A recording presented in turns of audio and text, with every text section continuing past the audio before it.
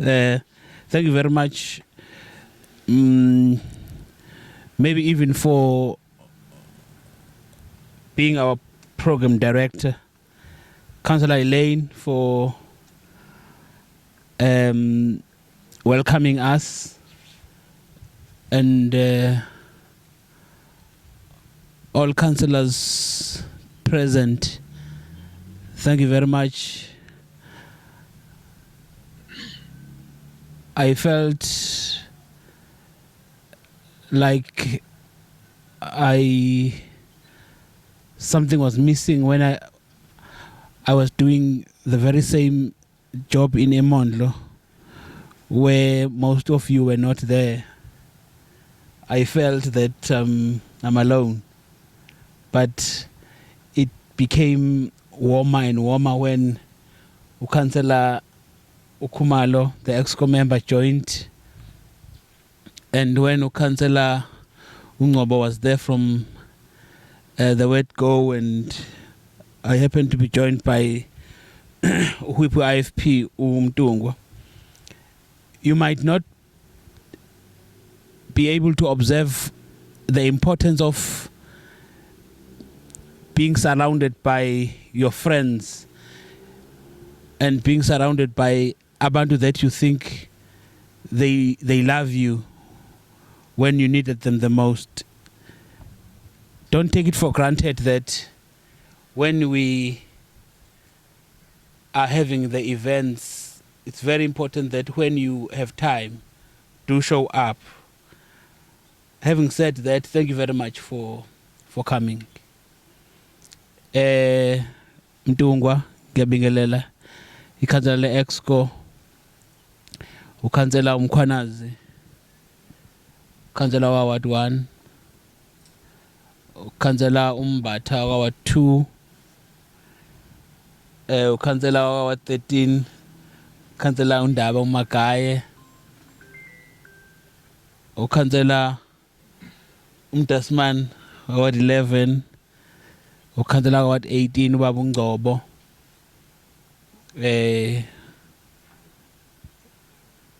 mutual manager Mrs. Dlamini, and your senior management kufaka phakathi ubaba uMthembu nobaba uMbongo abaqondisi.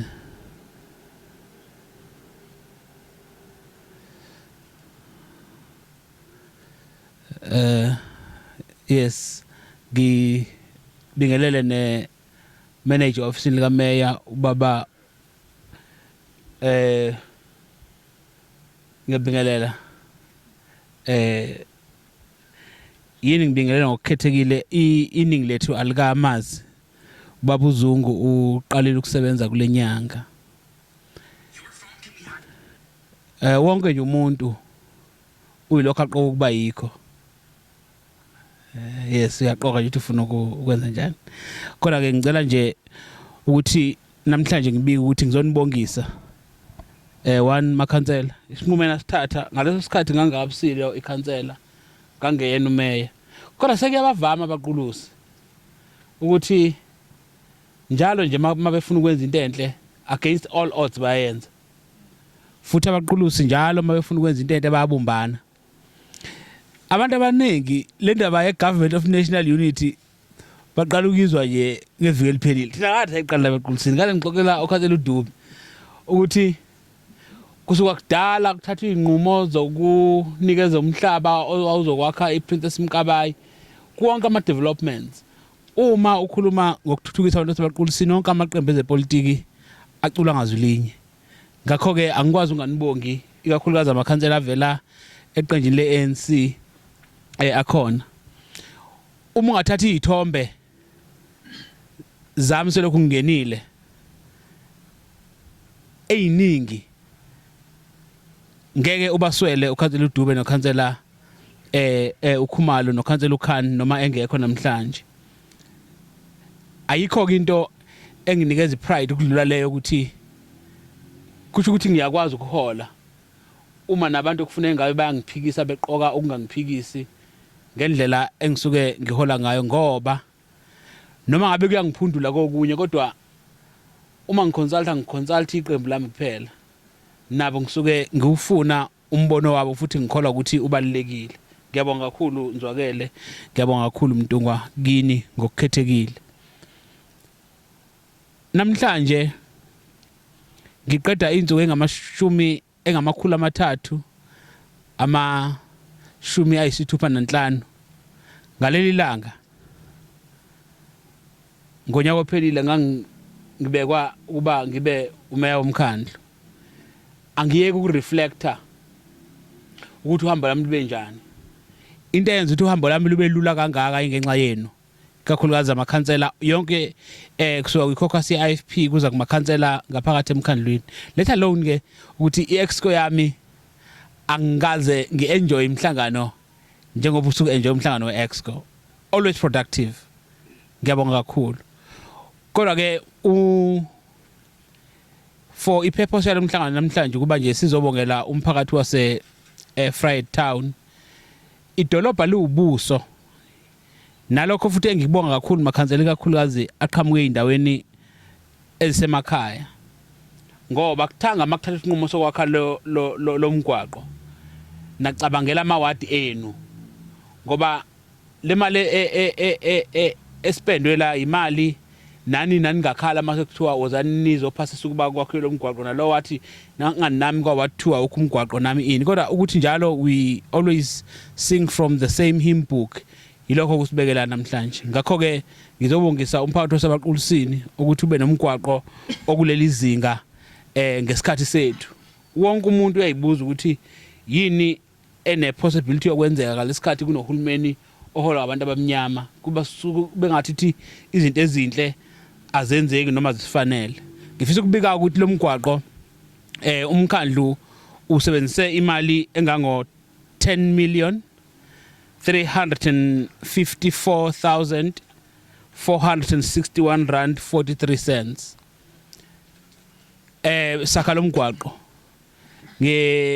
angeke umuntu angakubaluli ukuthi kuke kwaba nama hiccups amaningi uke wakuthinta ubaba uDube la khona bungathi umile kuze kugcine sekungene na ku social media ukuthi umgwaqo is taking long. In fact it took longer than expected lo mgwaqo. Kodwa ekugcineni asikwazi ukubuka kakhulu lokho, kufanele sibuke ukuthi end result kube yini, kube umgwaqo omuhle osezingeni lokuba ube sedolobheni. Few hours ago besikwabheka umthetho nakhona siyothula umgwaqo phase 1 2 3 and 4 nalapho futhi okuvele khona ukuthi umkhandlu waBaqulisini usi-invest imali ngango 29 million kwabheka umthetho ukwakha umgwaqo ngoba manje siqhubeka no phase 5. Kodwa okade kusimangalisa kakhulu lo mgwaqo inyamazana ukuthi kuyaqala ukuba endaweni esemakhaya kwakhiwe umgwaqo wetiyela ikakhulukazi la eBaqulisini. Angazi ngoba ngeke ngisho kwezinye indawo kodwa besiqala. Ngakho umkhandlu waseBaqulisini khona into yenzayo enhle. Kodwa njalo siyabemukela abantu nazo zonke amazwi asuke esigxeka noma engenami ngomsebenzi wethu. Kodwa the sky is the limit. We can still improve building from this one.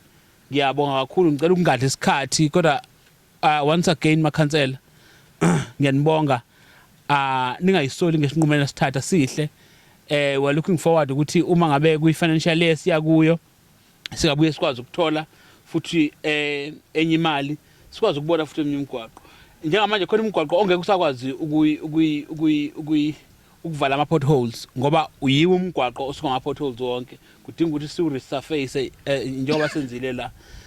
Mbongwa ngiyabonga mfethu. Njengoba esho yo babuDube ubube yiclown umuntu angawuthatha serious kodwa kukusebenzele kulokho ngoba ubungafundisa serious indaba ukuthi lo mgwaqo uyadelay.